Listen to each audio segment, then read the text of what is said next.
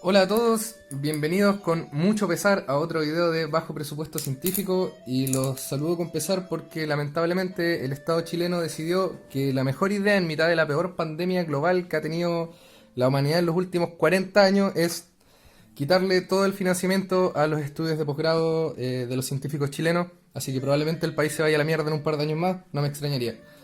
El tema de hoy día no es político, hoy día vamos a hablar de espectroscopía. Primero voy a hacer una pequeña introducción a lo que es la espectroscopía y después vamos a pasar de lleno a lo que es la resonancia magnética nuclear de protones, que es probablemente el tema que les interesa a los que estén viendo esto, ¿vale? No olvidar esto, no olvidar cuando tengan que votar por gente, cuando tengan que aplicar su derecho a elegir a sus representantes, no olvidar que a la huevonada que elijan va a ser el mismo huevonado que tome las decisiones más adelante, ¿no? Empecemos entonces con espectroscopía. Partir por decir qué es la espectroscopía, pero ¿para qué se usa la espectroscopía? Hay que ponernos un poco en contexto. Hace algún tiempo, bueno, a todo esto por lo mismo el presupuesto es que ahora ya no puedo hacer los papelitos con hojas ni con toallas nuevas, tengo que usar confort pegado con scotch y dibujado con un plumón de mierda malo, pero está bien. Ahora sí. Bueno, hace años, dígase mitades del siglo XX, ¿verdad? La estructura molecular de los compuestos que uno tenía era bastante difícil de determinarlo. Determinar o decir realmente frente a un grupo de científicos que la molécula que tú habías sintetizado o que habías extraído de tal compuesto natural era X, era bastante complejo. Y se utilizaban varias opciones para esto. Y normalmente todas juntas. Normalmente se utilizaban varias pruebas químicas basadas en las transformaciones de grupos funcionales. También se utilizaban pruebas químicas basadas en la ruptura de las moléculas y en el estudio de los fragmentos de estas moléculas. Y también finalmente tenemos la retrosíntesis, que es una vez que yo ya dije tengo esta molécula, voy a sintetizarla desde cero y espero obtener el mismo producto. Si obtengo lo mismo, efectivamente tenía razón. Ahora, como se dan cuenta, hay demasiados pasos para poder determinar esto, hay demasiadas pruebas, tengo que hacer demasiadas reacciones químicas para esto, y cada vez que uno hace algún paso en lo que sea en el ámbito científico o de las ingenierías, siempre los humanos cometemos errores, así que a mientras más pasos tenga nuestro diseño experimental, más probable es que cometamos un error en algún momento. Entonces, ¿cuál es la solución a este problema? Son los métodos instrumentales de determinación. Los métodos instrumentales de determinación que se abrevian en la jerga común científica como espectroscopía, al menos para los químicos, son básicamente 4. Hoy día vamos a tratar específicamente uno, pero les voy a dar un poco del contexto de cuándo se usa cada uno. Primero, la resonancia magnética nuclear, que es la que vamos a trabajar hoy día, es importante porque, y es muy útil, yo diría de las más importantes, porque nos dice la posición y el ambiente en el que están ciertos átomos en una molécula. Después tenemos el FTIR, conocido simplemente como IR, que es la espectroscopía que te permite determinar la presencia de ciertos tipos de enlace. Eso es la presencia de ciertos tipos de grupos funcionales. Por ejemplo, con IR podemos determinar si es que en mi molécula hay un enlace OH, por ejemplo, de un alcohol o similares. También tenemos la espectroscopía UV visible, y lo que hace la espectroscopía UV visible es darnos una idea de cómo es la distribución electrónica y de las energías de esos electrones en la molécula. Finalmente tenemos la espectroscopía de masas, o MS, que lo que nos ayuda es a determinar el peso y la fórmula molecular de nuestro compuesto y también las subestructuras que la componen mediante particiones. Entonces con el masas lo que podemos también es determinar qué fragmentos componen la molécula y de qué forma se rompe esa molécula. Ahora, antes de entrar en lleno a espectroscopía, tenemos que hablar un poco de las bases de la espectroscopía. Y las bases de la espectroscopía son electromagnéticas. Entonces, vamos a hablar un poco de electromagnetismo, ¿vale? La radiación electromagnética, como ya todos deberían saber, la componen fotones. Los fotones, cierto, son las partículas de luz y presentan esta conocida como dualidad onda-partícula, ¿verdad? O sea, se comportan de manera corpuscular y también presentan características de onda. Se puede estudiar de ambas formas para distintos problemas. Características importantes de los fotones. Los fotones llevan siempre energía.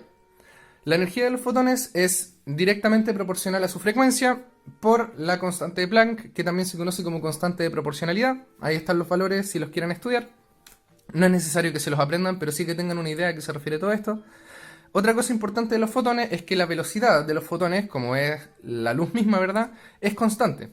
Por lo tanto, siempre la velocidad de un fotón va a ser la velocidad de la luz, que es una constante que ya todos conocen, y esto también se puede calcular como su longitud de onda por su frecuencia.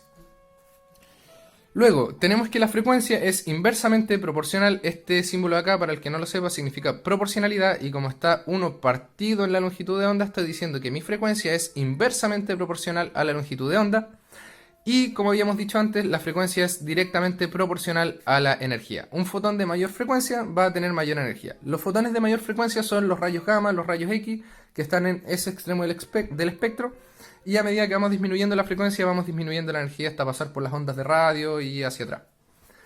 Ahora, la radiación electromagnética es interesante y lo que nos permite la espectroscopía en sí es estudiar la interacción que tiene la radiación electromagnética con la materia. Y los tipos de interacción que tenemos son principalmente dos. Tenemos interacciones de emisión e interacciones de absorción. Vamos a ver ejemplos de cada caso. Primero, imaginemos que tenemos un sistema con dos estados de energía distintos. Un estado E1 de menor energía y un estado E2 de mayor energía. Veamos cómo sería un fenómeno de absorción. Esto, por si acaso, es válido para partículas con carga, ¿sí? Las partículas sin carga no son afectadas por la radiación electromagnética de la misma forma que estamos viendo ahora. Esto es válido entonces, por ejemplo, para electrones, para núcleos atómicos, para protones, etc. ¿Sí? Entonces, teniendo nuestro sistema en el estado de menor energía, esta partícula cargada puede absorber un fotón. Estas líneas onduladas normalmente nos indican fotones, ¿verdad? Ahí está su respectiva longitud de onda, o sea, este fotón lleva una cierta energía. Si es que esa energía del fotón es igual a la energía que separa los dos estados energéticos, entonces la partícula puede absorber ese fotón y subir al siguiente nivel de energía, que sería en este caso E2. Fíjense que la diferencia en niveles de energía se mantiene. Igual hay que considerar un detalle fino, y es que dentro de estos niveles de energía hay muchos subniveles de energía. Acá estamos considerando únicamente lo que sería, por ejemplo, cuando vemos configuración electrónica, el número cuántico, o sea, el estado de energía principal. Pero dentro de todos estos estados de energía hay estados vibracionales también en los que se pierde energía de cierta forma y que permiten relajaciones distintas a la que vamos a ver ahora. Una vez que ya tenemos un estado excitado, una partícula en un estado excitado normalmente lo que hace es volver a su estado basal. Siempre la naturaleza tiende a volver al estado de menor energía posible, siempre el estado más estable. ¿Cómo se hace eso? Mi partícula va a bajar entonces al estado de menor energía y en ese movimiento, como mi partícula tiene carga, va a emitir un fotón. Ese fotón normalmente es de menor energía que el fotón que utilizamos inicialmente. ¿Por qué ocurre esto? Supongamos que mi fotón primero, ese h por v1, por la frecuencia 1, me deja en el nivel de energía 2, pero me deja en un estado de vibración superior. Me deja por acá, por ejemplo. ¿Sí? Entonces toda la energía de mi fotón me dejó la partícula por acá. Primero la partícula va a perder cierta energía vibrando hasta llegar al nivel basal del nivel 2, y desde ahí vamos a hacer la emisión de los fotones. Por lo tanto, el fotón que nosotros tengamos de emisión suele ser de menor energía que el fotón absorbido. Entonces, como resumen, ahí tenemos los tres procesos: absorción, llegamos al estado excitado y la emisión. Ahora, ¿qué es importante de esto? Solamente se aplica a estados cuantizados, o sea, a todo lo que se trabaja con cuántica. Podemos trabajar entonces fenómenos de absorción-emisión estudiando el spin nuclear, como es lo que se hace en resonancia magnética nuclear. Podemos también estudiar estados vibratorios de los enlaces, ¿verdad? Los enlaces están compuestos por electrones, por lo tanto sí son afectados por la radiación electromagnética. En ese caso tenemos la espectroscopía IR. Y también podemos alterar estados electrónicos directamente como niveles de energía. En el caso del IR vemos estados vibratorios. En el caso del UV vemos estos niveles directamente, E1 y 2.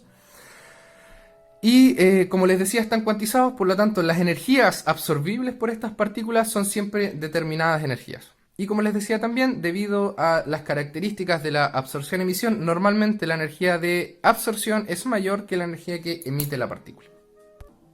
Vale, ya teniendo más o menos claro cómo funciona la energía electromagnética y cómo se relaciona con la materia, vamos a entrar de lleno a lo que es el HRMN, conocido como resonancia magnética nuclear de protones. ¿Vale? Entonces, H1RMN. ¿Por qué el H1 vamos a ver más adelante? Significa que tenemos un hidrógeno con un solo nucleón en su núcleo, o sea, únicamente un protón. ¿De qué se trata entonces esta espectroscopía? Depende de la absorción energética del núcleo de hidrógeno, ¿verdad? Cambiando su estado de spin. Recordar que todas las cosas en el universo básicamente están girando, los electrones y los núcleos atómicos no son la excepción. Podría entenderse el spin como el giro de la partícula, no es exactamente eso el sentido físico que tiene, pero es una aproximación aceptable. La espectroscopía de HRMN nos da información de la posición y del ambiente químico de cada uno de los protones que yo tenga en mi molécula y se basa en el siguiente principio. Supongamos que tenemos una serie de núcleos atómicos en el espacio, están libres, cada uno va a estar girando en alguna dirección, apuntando su giro de forma aleatoria, ¿verdad? Por lo tanto vamos a tener una combinación de todo esto. Esto es cuando no tenemos un campo magnético externo, ¿verdad? Ahora, como mis núcleos tienen carga, cuando yo aplico un campo magnético externo, los núcleos tienen la opción de ponerse en el estado de menor energía. Y el estado de menor energía siempre va a ser el estado, ¿cierto?, que alinee el campo magnético del núcleo con el campo magnético externo. Al revés, ¿cuál va a ser el estado de mayor energía o el estado metaestable de mayor energía en este caso? Cuando el núcleo se orienta antiparalelo al campo magnético. En este caso, como tenemos diferencias de energía, o sea, estos de acá están con energías óptimas y este de acá está con una energía no óptima, por ser de mayor energía su estado, ¿verdad? La gran mayoría de los núcleos atómicos que tengamos van a quedar en este estado, ¿vale? Paralelos con el campo magnético externo. Por si acaso, ese B0, para los que no conocen la notación de electromagnetismo, significa normalmente campo magnético externo. Ahora, el protón de mi núcleo, ¿verdad? Recordar que los hidrógenos son, como se muestra acá, un protón únicamente girando. Puede estar en dos estados de spin. Nosotros habíamos visto ya en configuración electrónica que también los electrones pueden tener spin más un medio o menos un medio. Y entre estos spins directamente no hay diferencia energética. Pero sí hay diferencia energética, como ya vimos, cuando se aplica un campo electromagnético externo. En ese caso, por ejemplo, si los protones con spin 1 medio son los que quedan alineados con el campo magnético, esos protones de spin 1 medio van a tener la menor energía y los protones de spin menos 1 medio, como en el caso de acá, va a tener mayor energía. Como les decía entonces, al aplicarse el campo magnético, el estado de menor energía es el paralelo al campo y el de mayor energía el antiparalelo. ¿Qué significa esto? Voy a generar entonces con ese campo magnético una diferencia energética, como ya vimos delante en los fenómenos de emisión-absorción, ¿verdad?, entre los estados energéticos de spin más un medio y de spin menos un medio. A mayor sea la fuerza del campo magnético inducido del campo magnético externo, entonces mayor va a ser, ¿verdad?, la diferencia en que yo voy a separar esos niveles de energía. Hay que tener ahora en consideración que una especie excitada demora cierto tiempo en volver a su estado de menor energía, ¿verdad? Y eso también influye y tiene mucho que ver con cuánta energía tiene la partícula. Imagínense, por ejemplo, que ustedes van a subir un edificio. Tienen que subir las escaleras, ¿verdad?, hasta el piso 2 y su compañero tiene que subir las escaleras hasta el piso 8. Obviamente la persona que suba al piso 8 tiene que utilizar mayor energía y al mismo tiempo, cuando les den la orden de volver al piso 1, la persona que está en el piso 2, que utilizó poca energía, va a demorar muy poco en volver al piso 1. Y al contrario, la persona que corrió hasta el piso 8 y que gastó mucha energía en llegar allá arriba, va a tener que demorarse bastante más en volver al estado inicial, que sería el piso 1. Lo mismo ocurre con nuestros protones, y eso es en lo que se basa la HRMN. Entonces, ¿cómo funciona esto? Vamos a estudiar el tiempo en que demora mi especie excitada, o sea, mi protón, en volver a su estado de menor energía. ¿Cómo se hace esto? Se van a irradiar con unas radiofrecuencias, eso significa RF, o sea, con relativamente baja energía, a todos los núcleos de hidrógeno de la molécula y se van a excitar todos los núcleos de hidrógeno al mismo tiempo. Vamos a dejar entonces todos los núcleos de hidrógeno en el mayor estado de energía posible. Luego, al desexcitarse ese núcleo de hidrógeno, vamos a recibir nosotros una señal. Esa desexcitación se conoce como Free Induced Decay, son las siglas FID. Cuando se desexcita ese núcleo, lo que nosotros recibimos es una señal en base al tiempo que demoró ese núcleo en pasar de su estado excitado a su estado basal. Y finalmente, con una herramienta matemática muy utilizada en espectroscopía y en muchas otras áreas de la ciencia, que se conoce como transformada de Fourier, vamos a transformar la función que nosotros obtenemos de ese FID, que está en función del tiempo, a una función en función de la frecuencia. O sea, vamos a pasar, dicho de otra forma, de una función del tiempo a una función de energía. Y cuando ya tenemos esa función de energía, ya podemos graficar y obtener un espectro respecto a esas energías. Hay que tener ahora un par de consideraciones. Los núcleos en el espacio están rodeados por electrones.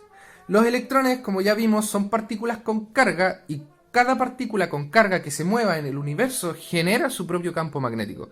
Por lo tanto, si tenemos una serie de electrones dando vuelta alrededor de mi protón, voy a estar generando alrededor de ese núcleo un campo magnético aparte. Ese campo magnético de los electrones se opone al campo magnético externo, normalmente, en la gran mayoría de los casos. De esta forma, el campo magnético total que experimente mi protón siempre va a ser menor al campo magnético externo que yo haya aplicado, por el mismo apantallamiento de los electrones. Este efecto se conoce, como ya les dije, como apantallamiento. También podemos decir que dicho protón, que tiene muchos electrones cerca, está protegido o apantallado. Una cosa importante de la espectroscopía RMN es que por un tema de suma de estados de spin solamente se pueden estudiar con espectroscopía de resonancia magnética nuclear los átomos que tengan nucleones impares. Por ejemplo, el hidrógeno 1. No podemos estudiar con esta técnica el deuterio. Por ejemplo, el carbono 13. Podemos hacer resonancia magnética nuclear de carbono 13, pero no de carbono 12. Y así. Vamos a tomar un poco más esta idea del apantallamiento en consideración y vamos a continuar desarrollando la idea. Ahora ya tenemos que tener más o menos claro, como somos avanzados en química orgánica, ¿verdad?, que todos los protones que tenga mi molécula orgánica van a estar apantallados en mayor o menor medida. Pero todo esto siempre depende, y aquí está la palabra clave, que en espectroscopía es la palabra clave, el ambiente. ¿Qué significa esto? Dependiendo de qué cosas tenga cerca mi protón, voy a tener más o menos electrones disponibles dando vuelta alrededor de ese protón, por lo tanto el apantallamiento va a ser mayor o va a ser menor. A mayor protección, o sea, mientras más apantallado esté ese protón, mayor va a ser el campo magnético externo necesario para lograr la resonancia y para lograr la separación de las energías, para obtener esa diferencia de niveles de energía. Porque recuerden que si la energía es demasiado baja, simplemente se va a anular con el campo magnético de los electrones y el protón no va a sentir nada. La dependencia de la energía de resonancia con un núcleo de su ambiente molecular tiene un nombre. O sea, la dependencia de qué tanto necesito yo irradiar ese núcleo en particular para obtener una señal como quiero, se conoce como desplazamiento o corrimiento químico. Y el desplazamiento o corrimiento químico tiene, entre otras causas, principalmente un efecto inductivo. Entonces, si estamos hablando de efecto inductivo, inmediatamente lo que esperaría es que todos los que estén viendo este video piensen inmediatamente en electronegatividad. El efecto inductivo está mediado principalmente por las diferencias de electronegatividad. Entonces, ¿qué vamos a hacer? Primero, vamos a dejarnos un estándar. ¿A qué se refiere un estándar?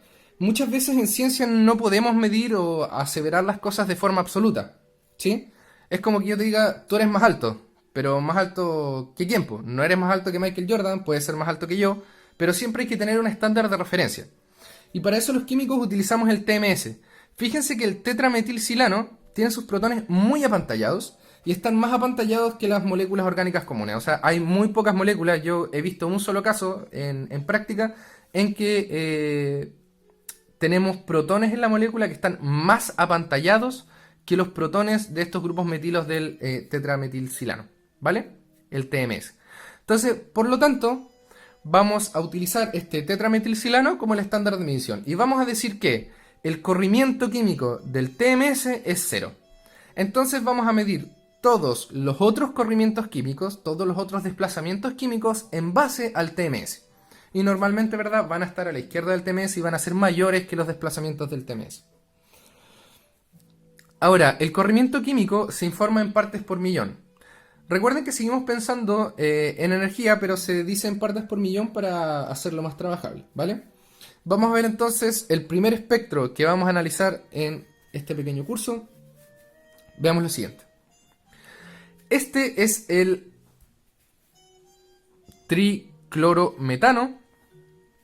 En el caso del triclorometano, veamos qué información nos da el espectro de protones. Primero, por cada protón nosotros vamos a tener un tipo de señal, por cada tipo de protón, por cada tipo de ambiente químico. Entonces en este caso tenemos un solo hidrógeno. ¿Cuántas señales deberíamos esperar? Una sola. Y efectivamente en el espectro tenemos una sola señal, pasadito del 7, que es la señal de ese protón. Ahora hay dos conceptos que se utilizan bastante acá, que son los de campo alto y de campo bajo. Cuando decimos que una señal está tirada hacia el campo bajo, estamos diciendo que la señal de ese protón está muy desprotegida. Menor protección hacia el campo bajo. Al contrario, cuando mi señal está tirada hacia el campo alto, ¿verdad? Cada vez más cerca del TMS, recuerden que el TMS era la máxima protección que nosotros vamos a considerar, entonces estamos hablando de una protección alta en campo alto. Mientras más cerca del TMS, más electrones tiene dando vuelta cerca ese hidrógeno. Ahora, como solvente se suele utilizar el triclorometano deuterado como solvente para hacer las mediciones de HRMN, porque son todas en solución. O bien, si las muestras son polares, se utiliza agua deuterada. Ahora la pregunta queda para ustedes. ¿Por qué se utiliza cloroformo deuterado y agua deuterada?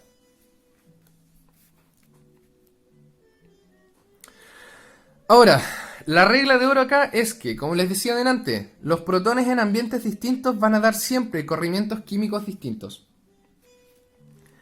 El corrimiento químico depende de la energía de los sustituyentes cercanos, porque como habíamos visto, el corrimiento químico es un efecto mediado principalmente por efecto inductivo, por lo tanto, lo que nos interesa ahí es la electronegatividad.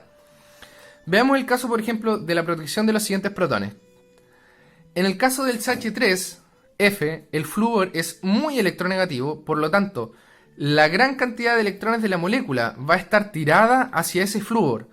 ¿Eso qué significa? Mis hidrógenos van a tener muy pocos electrones cerca. Como tienen muy pocos electrones cerca, van a sentir el campo magnético relativamente fuerte. Por otra parte, bajo un poco la electronegatividad, voy hacia el oxígeno. El oxígeno también es electronegativo, pero es menos electronegativo que el flúor. Por lo tanto, la fuerza con la que va a quitarle los electrones a los hidrógenos que están lejos es menor con la que lo hace el flúor. De esa forma va a tener un menor corrimiento químico. Si disminuimos aún más la protección, por ejemplo en el caso del etano nomás, los enlaces carbono-hidrógeno no tienen mucha diferencia de polaridad y podemos ver claramente que mi hidrógeno está bastante desprotegido. Bastante protegido, disculpe. O sea, van a tener muchos electrones esos hidrógenos dando vuelta. Y finalmente tenemos el estándar, que es la mayor protección, que sería el TMS, que su corrimiento va a ser cero siempre. Veamos cómo funciona esto del efecto inductivo a lo largo de los enlaces, porque recuerden también que el efecto inductivo es un efecto de corto alcance. O sea, en la mayoría de los casos el efecto inductivo que genere uno de los grupos en mi molécula sobre los protones va a ser de corto alcance. Por ejemplo, en este caso, en el carbono más cercano al grupo nitro, que es un grupo altamente electronatrayente, tenemos un alto corrimiento químico, una alta diferencia del corrimiento químico de esos protones con los que uno esperaría normalmente, como estos, por ejemplo, cercanos al 1. Luego, si avanzamos un enlace, vemos que el efecto de este grupo electronegativo, electronatrayente, es bastante menor, casi la mitad que lo anterior. O sea, ya con un enlace tenemos el efecto completo, dos enlaces bajamos a la mitad del efecto, y finalmente fíjense que al tercer enlace que nos alejamos, ya esos hidrógenos prácticamente no sienten el efecto de este grupo y tienen un corrimiento químico muy normal, casi igual al que vimos delante del etano, o sea, sin ningún grupo electronegativo cerca. ¿Vale? Eso hay que tenerlo en cuenta. Otra cosa importante también del efecto inductivo que deben saber es que es un efecto acumulativo. Eso significa que si yo espero que con un grupo electronegativo mi protón aumente su corrimiento químico, con dos grupos electronegativos debería aumentar más y con tres aún más y así. Un par de consideraciones. Los protones vinílicos, o sea los protones de dobles enlaces y los protones aromáticos están desprotegidos. Por otra parte, los protones acetilínicos, o sea los protones que vienen de un carbono con triple enlace, están especialmente desprotegidos. Y eso se debe a la forma en que se mueven los electrones a lo largo del enlace triple, ¿vale? Generando un campo magnético que va en dirección en contra del campo magnético externo. Vamos a seguir viendo el tema de los corrimientos químicos y cómo afectan los distintos grupos. Uno de los grupos importantes es el grupo carbonilo. El grupo carbonilo, como tenemos un carbono sp2 que ya es electronegativo, y a ese carbono sp2 le están quitando electrones, ese oxígeno, cualquier hidrógeno que esté cerca de ese carbono va a sufrir bastante corrimiento. Entonces veamos, por ejemplo, esta molécula de acá. Obviamente el mayor corrimiento químico que vamos a tener va a ser el del protón, que está unido directamente a ese carbonilo, o sea, el protonaldehído. El protonaldehído normalmente es el protón de mayor corrimiento que nosotros vamos a poder ver en resonancia magnética nuclear, a excepción de los protones que están unidos directamente a un oxígeno, por ejemplo en el caso de los alcoholes o en el caso de los ácidos carboxílicos, aún más marcado en el caso de los ácidos carboxílicos, ¿vale? Fíjense también cómo el efecto inductivo se reparte después a lo largo de la molécula y va bajando también su intensidad a medida que avanzan los enlaces. Ahora fíjense también sí que la bajada de la intensidad en efecto inductivo a lo largo de los enlaces del benceno es menor que lo que vimos en la molécula lineal de delante. ¿Por qué se debe eso? Por la resonancia del benceno. Los electrones están dando vuelta acá por todas partes. Obviamente los protones que están acá van a sentir más este efecto, pero los que están acá también sienten sus electrones llevados hacia allá, también sienten sus electrones dando vuelta de forma muy similar. ¿Vale? Fíjense también en los otros corrimientos químicos de la molécula, ¿verdad? Siempre los cercanos a oxígeno están corridos, bastante corridos, y ya los más lejanos pierden el efecto. Un concepto importante acá también es lo que se conoce como poder de resolución, que es... Bueno, se me cortó una parte del video, así que puede que haya un salto cuántico mágico en esta parte. Lo que les estaba diciendo es que el poder de resolución es un concepto importante y básicamente lo que nos dice es qué capacidad tiene nuestro espectrómetro para separar señales con corrimientos químicos similares. Para separar corrimientos químicos similares lo que tendríamos que hacer sería aplicar un campo magnético más fuerte, aplicar una mayor frecuencia y ahí vamos a poder tener mayor resolución, ¿vale?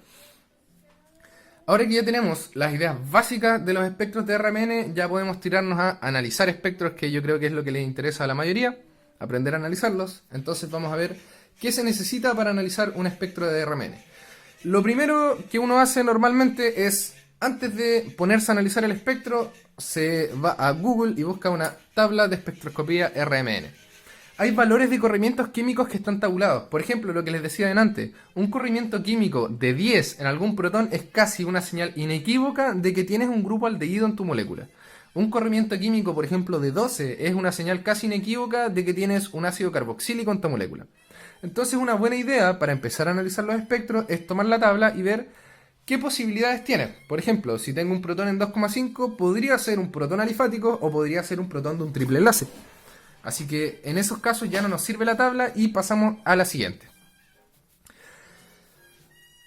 ¿Cómo se obtiene información realmente de un espectro? Fuera de la comparación con las tablas de espectroscopía, ¿verdad? Que son bastante útiles, no olvidar. Primero, la primera información que tenemos es la cantidad de señales que tiene nuestro espectro. Nosotros ya vimos que por cada tipo de hidrógeno vamos a tener un tipo de señal.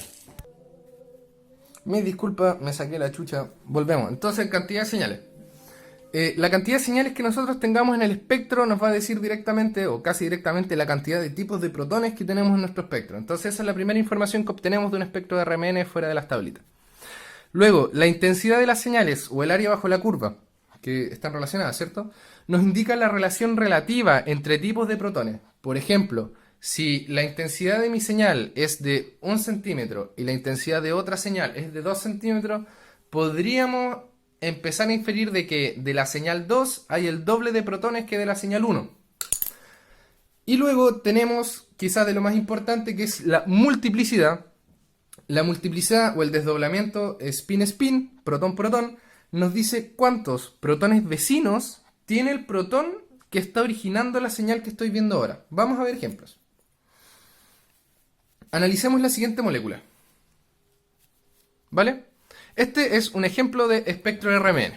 Entonces tenemos una molécula, tenemos el Cl2CHSH3. Primero veamos cuántos tipos de protones tiene mi molécula. Tengo 3 protones. Estos 3 protones son equivalentes. Recuerden que van a estar siempre en el mismo ambiente químico porque el enlace simple carbono-carbono se rota. Por lo tanto, lo que yo voy a medir cuando mida la señal de este protón de acá va a ser en realidad un promedio de los 3 protones que son iguales, ¿vale? Entonces, ¿cuántos tipos de protones tenemos acá? Vemos las señales, tenemos 2 tipos de señales, por lo tanto debiésemos tener 2 tipos de protones, 1 y 2, genial. ¿Cómo son los corrimientos? Mm, Tenemos un corrimiento cercano al 2, bastante desprotegido. Ahí podríamos empezar, bastante protegido, perdón. Podríamos empezar a pensar que tenemos algún tipo de señal alifática, un CH3, un CH2, etcétera. Por lo tanto, claro, condice con nuestro CH3. Y por el otro lado, tenemos un protón que está bastante corrido. Normalmente protones con corrimiento sobre el 5 son protones que ya tienen grupos electronegativos cerca. Por ejemplo, en este caso, obviamente tenemos el cloro, entonces ese protón va a estar bastante corrido a la izquierda porque tenemos dos cloros aparte. Genial. Acabamos de analizar la cantidad de señales y el corrimiento químico de esas señales. Veamos ahora qué nos dice la intensidad de las señales. Fíjense que la señal de mi protón rojo es bastante más pequeña que la señal de mi protón verde. Ahora, si no queremos medir el largo de esto y el largo de esto y comparar, lo que podemos hacer, que lo hacen los programas computacionales, todo esto uno lo suele analizar con programas computacionales cuando uno tiene una muestra, te calculan el área bajo la curva de esa integral y te da una relación. Yo acá me inventé la relación y dije que el área bajo la curva me dio 3 para uno y 1 para el otro.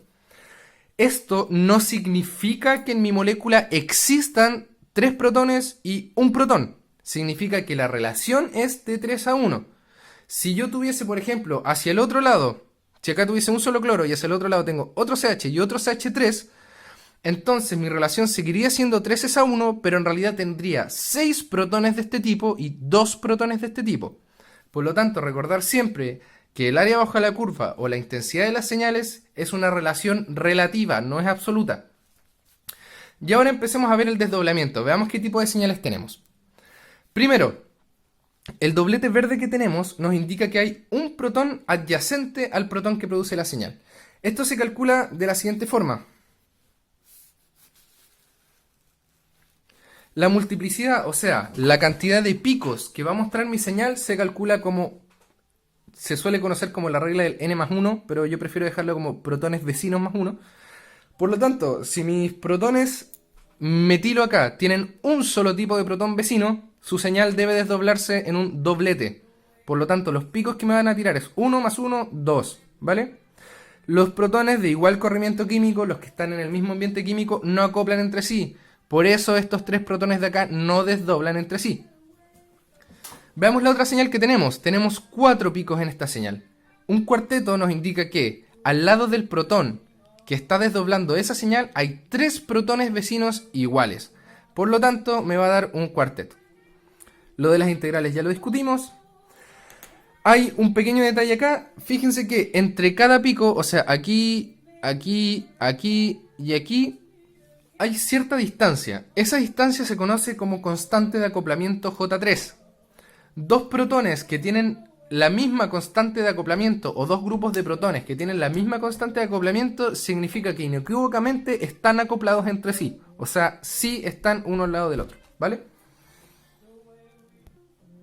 Eso del uno al lado del otro a todo esto es una generalidad. En algunos casos también hay acoples, por ejemplo en casos aromáticos o en casos tridimensionales más complejos en que pueden acoplar protones que estén cercanos en el espacio pero no cercanos en el enlace, ¿vale?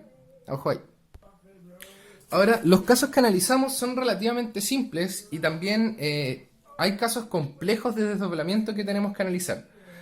La verdad es que un protón que entrega una señal, dicha señal se va a desdoblar por cada tipo de protón adyacente. Nosotros delante vimos que la señal, que era un cuarteto, ¿verdad? Se desdoblaba en un cuarteto porque habían 3 protones iguales, vecinos al protón de la señal. Pero ¿qué pasa cuando los protones no son iguales? Cuando los protones vecinos no son iguales. Vamos a ver un ejemplo. En ese caso tenemos lo que se conoce como desdoblamientos complejos. Como les decía entonces, la señal de cada protón tiene que desdoblarse por cada tipo de protón vecino. Vamos a ver esta molécula de ejemplo. En este caso estamos viendo la señal de mi protón A. Mi protón A tiene separados por 3 enlaces, porque finalmente eso es lo que estamos midiendo siempre, una constante, estamos midiendo el J3, ¿verdad? 1, 2, 3, por lo tanto, mi protón A va a acoplar con mi protón C y 1, 2, 3, mi protón A también acopla con mi protón B. Entonces, ¿qué está pasando? Alguien podría decir, ok, el protón A tiene 2 protones cerca, por lo tanto su señal es un triplete, pero no, su señal es esto. Y ojo, que no es un cuarteto. ¿Qué estamos viendo acá? Lo que estamos viendo acá es lo que se conoce como un doblete de dobletes. Primero voy a desdoblar la señal de uno de mis protones, de uno de los protones vecinos, porque no son iguales. Voy a empezar por el protón C. El protón C va a desdoblar la señal de mi protón A en un doblete. Voy a dibujarlo ahí superpuesto con lápiz mina para que se entienda. Entonces, mi protón A, lo primero que hicimos, debería darme un doblete, algo como así, ¿verdad? Luego, mi protón B va a tomar esa señal y la va a desdoblar nuevamente. Cada uno de estos picos del doblete original se va a desdoblar en un nuevo doblete. Y así es como obtenemos la señal que estamos viendo, que se conoce como el doblete de dobletes. Una cosa también en tener en consideración cuando estamos trabajando acoplamientos de dobles enlaces, la constante de acoplamiento trans, o sea, la constante de acoplo entre el protón A y el protón C, suele ser mayor que la constante de acoplamiento cis. O sea, la constante de acoplamiento entre A y C es mayor que la constante de acoplamiento J3 entre A y B. Otra cosa importante es que los protones geminales de corrimiento químico distinto también acoplan. ¿Qué quiero decir con esto?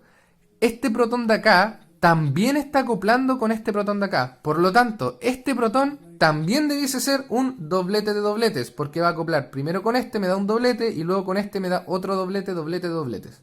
Lo mismo para el protón B. Primero va a acoplar con este, luego va a acoplar con este, o en el otro orden da lo mismo, y finalmente voy a volver a tener ese doblete de dobletes. Entonces, para no hacerlo tan largo, vamos a resumir más o menos lo que vimos. Primero, la RMN solo funciona con átomos de A, o sea, de número másico impar, cantidad de nucleones impar. La resonancia magnética nuclear de protones nos informa la posición y el ambiente químico en el que se encuentran esos protones. Los espectros de HRMN se analizan según básicamente tres criterios: corrimiento químico, intensidad de las señales y multiplicidad. Los protones con constantes de acoplamiento, que son las J, J2 o J3, esas 2 y 3 se refiere a la cantidad de enlaces que separan a los protones.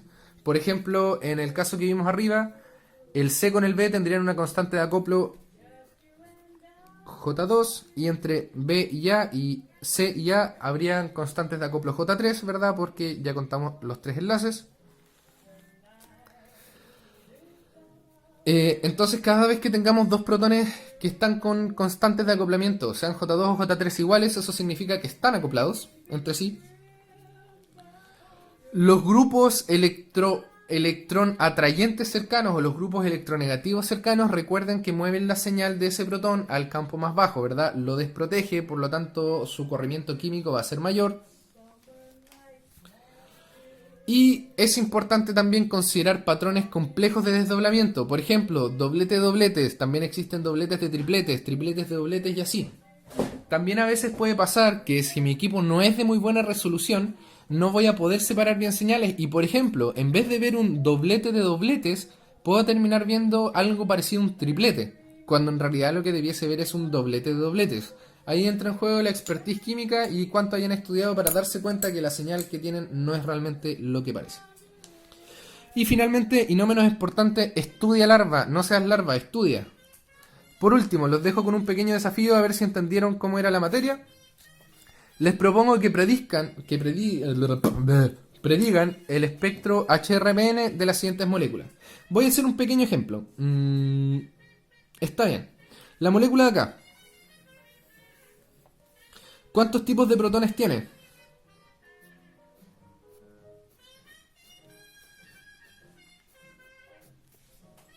Y tenemos otro acá y otro acá. Entonces, ¿cuántos tipos de protones tiene esta molécula de acá? Veamos. Un tipo de protón, porque todos estos protones metilos son equivalentes. 2 y 3 tipos de protones. Entonces, a ciencia cierta les puedo decir que esa molécula presenta en su espectro HRMN 3 señales distintas. Ahora tenemos que hilar un poco más fino. ¿Cómo va a ser cada una de esas señales? Bueno, los protones metilo que están acá no tienen a ningún hidrógeno cercano, a ningún hidrógeno J3 ni J2. Por lo tanto, estos protones que están acá no desdoblan con nada. Estos protones, por lo tanto, me van a dar un singulete. Si mis protones vecinos son 0, 0 más 1 es 1, por lo tanto, la señal de estos va a ser un singulete. La voy a dibujar acá. Vamos a hacernos acá un 0, acá voy a poner el 10 y acá voy a poner el 5. No es necesario que los corrimientos químicos estén exactamente como uno los va a encontrar en la tabla, pero sí uno debería tener cierta idea, ¿vale? Por ejemplo, como acá estamos con protones aromáticos y estamos con protones aromáticos cerca de átomos electronegativos, espero no tener ninguna señal bajo el 5.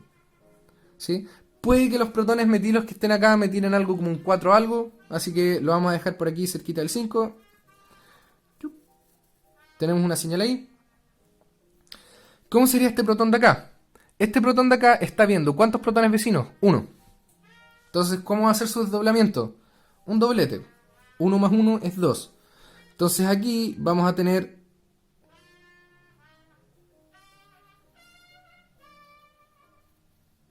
un doblete. Y acá, ¿cómo es el otro protón?